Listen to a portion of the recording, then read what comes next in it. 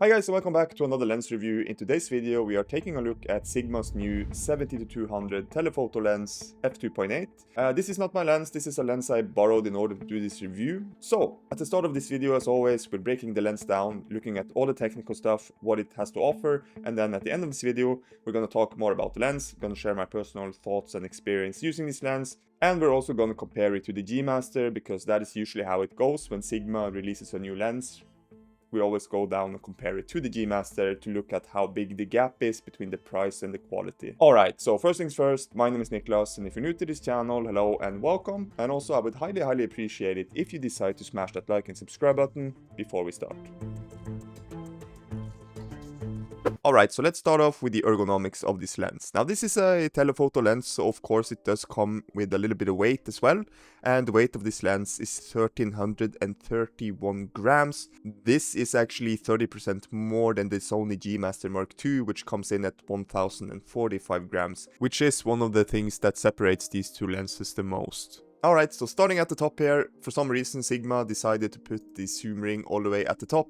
But the zoom ring itself does feel very good and smooth, no complaints about this. If we go one step down, we do have 3 customizable buttons here as well, which is nice to see. Next to that we have the focus ring, and the focus ring itself feels fine, but you should take note that the manual focus on this lens is non-linear, making it tough to maintain consistency when focus pulling. Next we have a clickable aperture ring as well. Now for the switches, you get a AF/MF switch, a focus limiter selector, a switch for the optical stabilization, a customizable switch, and a switch to declick the aperture ring. And there's also another switch here for the aperture ring if you want to lock it into the A position and control the aperture settings inside the camera instead, if that's what you prefer. And all the way at the bottom we have the tripod collar, and to tighten or loosen this, there's a little knob that you turn on the side.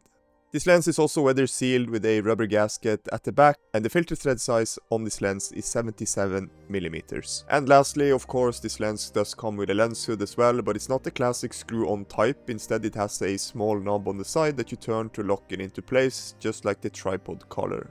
So, just to conclude, overall the build quality here is excellent. It's definitely on the higher end. Alright, so moving over to image quality. This lens is extremely sharp. So first here at 70mm f2.8, extremely sharp in the middle, and the same can be said about the corners. And when we go up to 135mm, I'd say it's even sharper. But when we go all the way up to 200mm, it does get a little softer, but overall this is a superb lens in terms of sharpness. And I actually had to call up a friend of mine to confirm that it's pretty much identical to the Sony 70-200 G Master Mark II. Alright, so moving over to vignetting and distortion. I'm showing an example here at 70mm with corrections turned on and off, and the same here at 200mm with corrections turned on and off. Alright, so moving over to minimal focus distance, and at 70mm the minimal focus distance on this lens is 65cm, and again here it's great detail, very sharp. And when we punch all the way in, we can also check here for chromatic aberration and color fringing. And at 70mm, I don't really see any fringing here at all. However, when we go up to 200mm, the minimal focus distance first of all changes to 1 meter. But overall, the sharpness here is great as well. But the color fringing here is a little bit worse when we zoom all the way in. But out there in the real world, this is really nothing to worry about, honestly. Next up we have BOKEH balls, and honestly these balls looks fine. I think they look good, maybe a little bit of noise inside here, but really I think these balls just looks good. And when we step down to f4, the 11-bladed iris starts to reveal itself. Alright, so over to the autofocus. The autofocus on this lens is fantastic. It's very reliable, it has the newer high-speed linear motors in it. However, there is a problem here with the E-mount versions of this lens, and that is that if you are shooting in burst mode and you're actively tracking something with autofocus, you can only shoot a maximum of 15 frames per second. However, as I said, this limitation only affects the E-mount versions and does not apply to the L-mount version. Now for the focus breathing on this lens, it is superb, and the same was with the newer Sigma that I just reviewed, the 28-105, that also had excellent focus breathing, and that is highly valuable to see in a third-party lens because we cannot use focus breathing compensation when we are shooting with a third-party lens.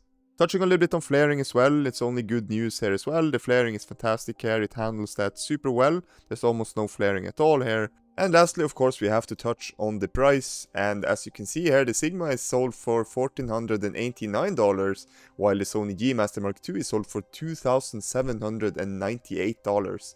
That is a difference of $1,309, which is a huge difference, and it's probably going to be the biggest deal breaker for most people. Alright, so there you have all the technical stuff about this lens. Now, as I said at the start of this video, the first thing we always do when a new lens is released, especially Sigma, is that we always compare it to the G Master to see, how big that gap is between the price and the quality. The thing about Sigma is that I feel recently that they have really stepped up their game. I feel like that gap between Sigma and Sony are getting smaller and smaller. And the same was with their newer 28-105 as well. I thought that was a superb lens as well in terms of image quality, autofocus. Now the reality of this situation here is that if I was looking towards getting a telephoto lens and I was looking towards a 70-200, I would have a really hard time justifying that price gap between this lens and the G Master lens. So if I have to pick on this lens and give it some cons, it would be mostly about the build design, like the 4 screws you have to screw out here, for example.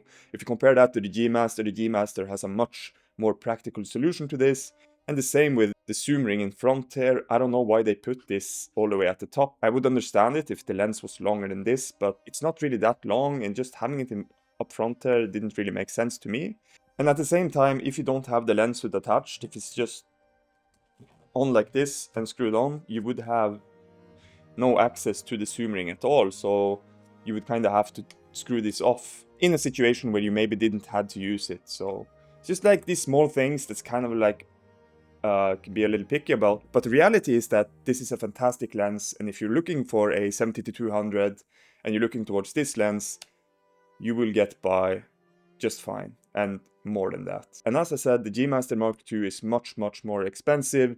But if you're a guy who just has a lot of money and you just want the absolute best and the lightest, then of course, go get the G Master. But the gap for me personally and the average guy out there, I think this lens will do them just fine. Alright guys, that is what I had for you today. Thank you so much for watching. Don't forget to smash that like and subscribe button before you leave. Take care, and I'll see you guys in my next review. Have a good day.